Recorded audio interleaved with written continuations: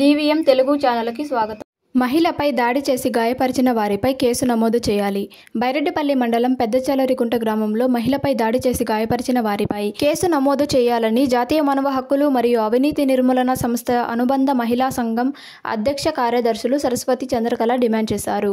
అందులో భాగంగా బుధవారం పలంనేరు పట్టణంలోని మానవ హక్కుల కార్యాలయం నందు మహిళా నాయకురాలు రుక్మిణి అధ్యక్షతన జరిగిన ఘర్షణపై సమావేశం నిర్వహించారు.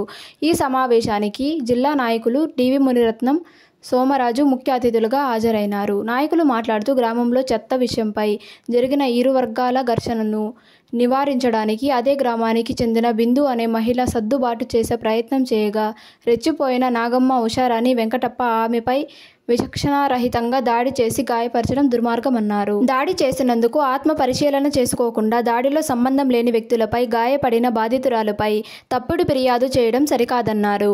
ఈ విషయంలో బైరెడ్డిపల్లి పోలీసులు నిష్పక్షపాతంగా విచారణ జరిపి దాడి చేసిన వారిపైన చట్టపరమైన చర్యలు తీసుకుని బాధితురాలకు న్యాయం చేయాలని కోరారు. ఈ కార్యక్రమంలో మణి, గుర్రం సుబ్రహ్మణ్యం, పార్థసారథి, మురళి, చిన్న, ఆనంద్, ఆదినారాయణ, ఈశ్వర్తో పాటు బాధితులు పాల్గొన్నారు.